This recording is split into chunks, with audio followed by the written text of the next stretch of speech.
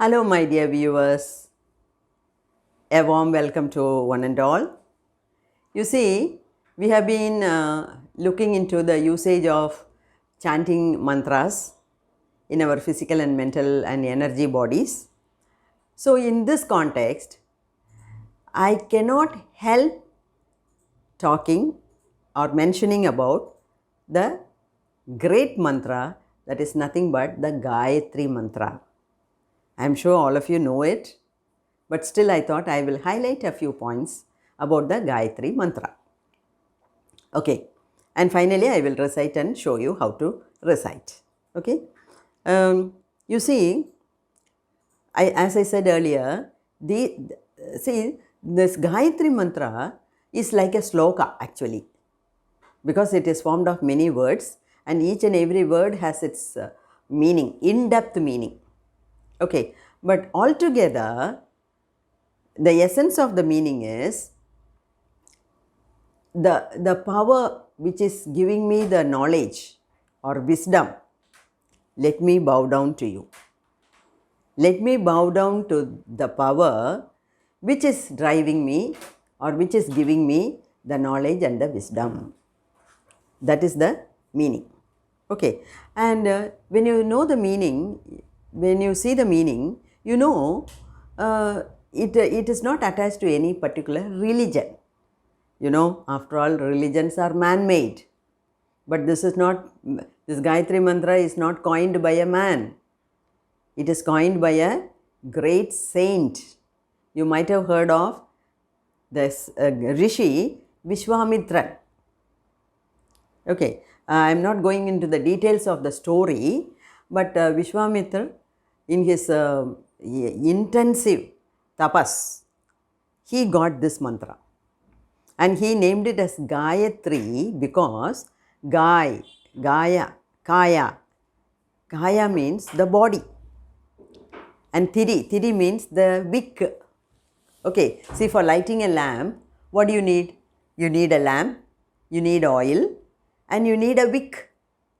Isn't it? The wick is only going to burn and spread light.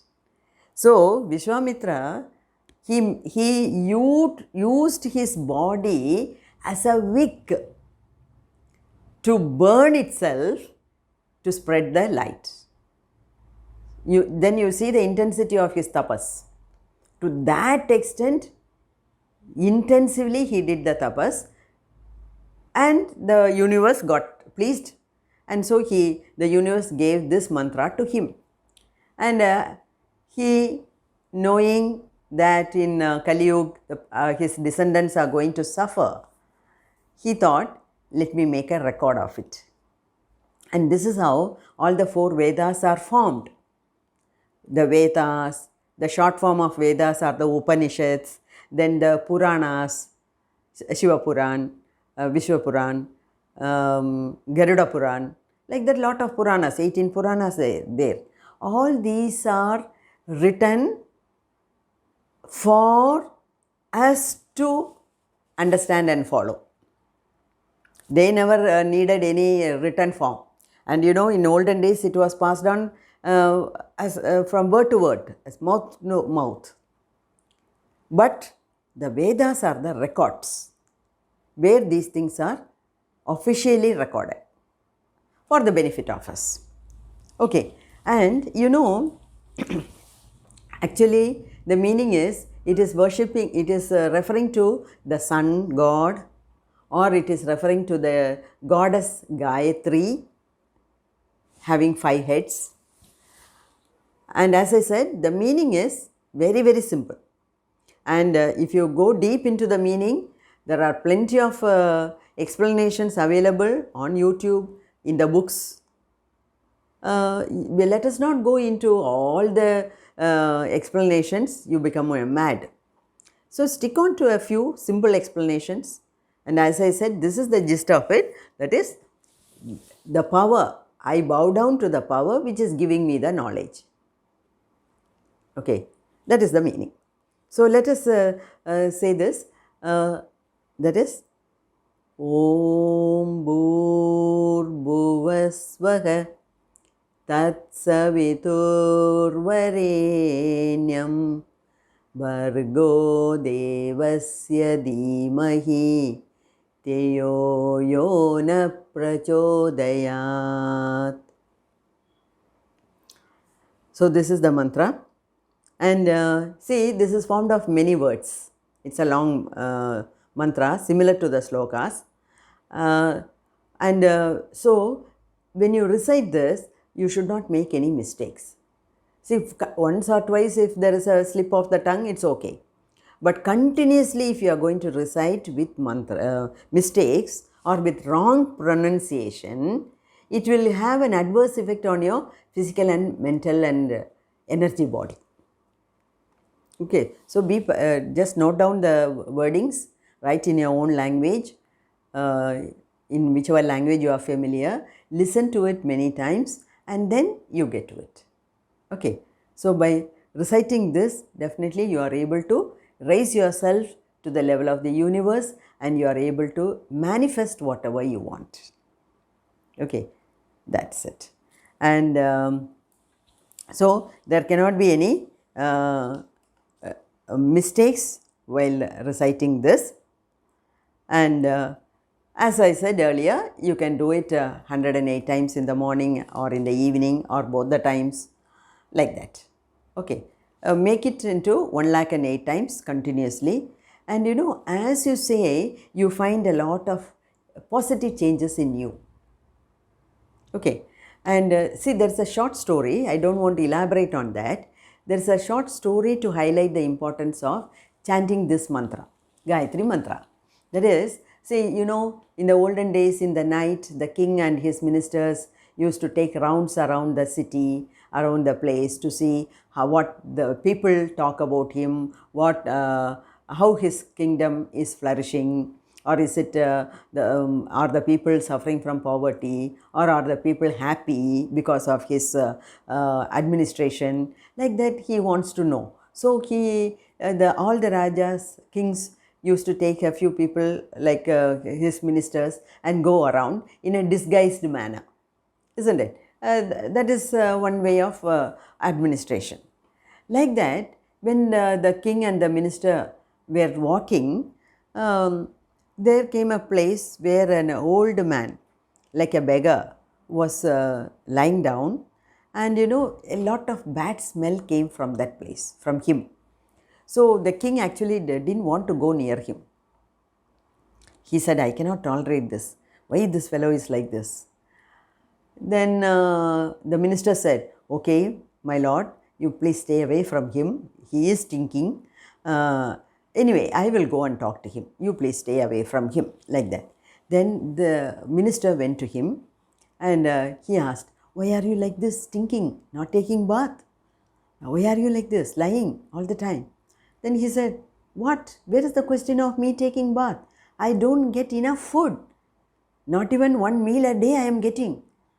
I am starving. So don't come to me and talk to me about taking bath. I cannot do that. I need food. Have you brought some food? Give me food. I want that.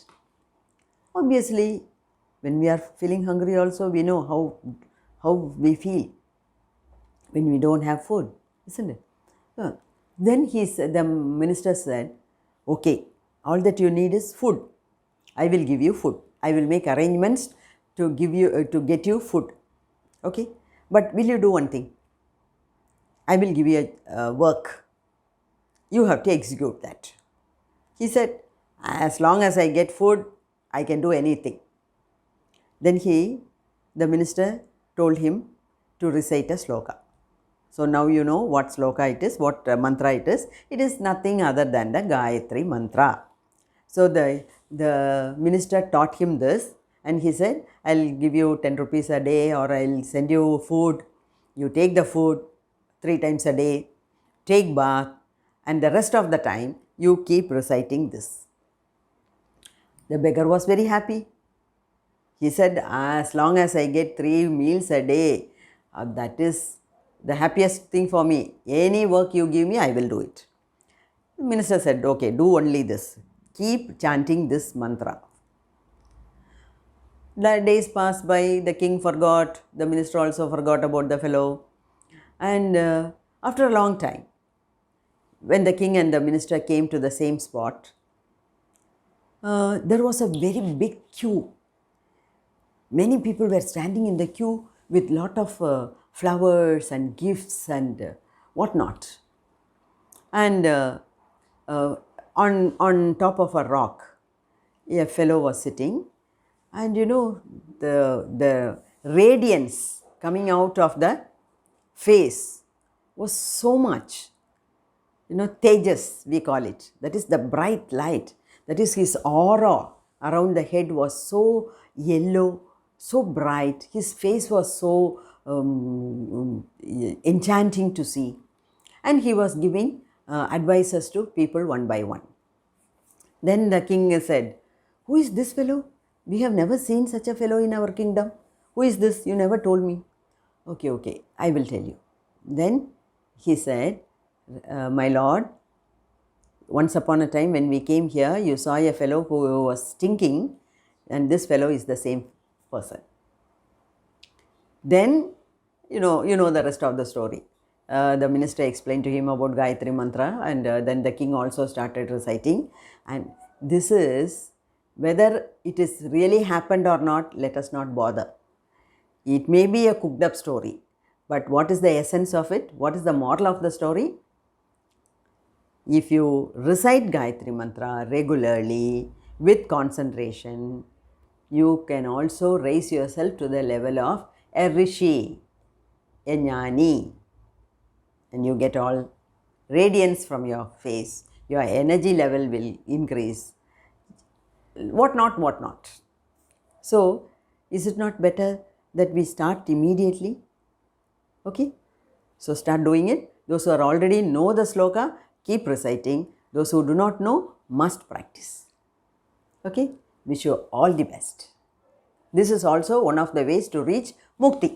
Okay? Just chanting Aum or just by chanting Gayatri mantra, you can raise your level to a different dimension. Okay? Wish you good luck. Thank you.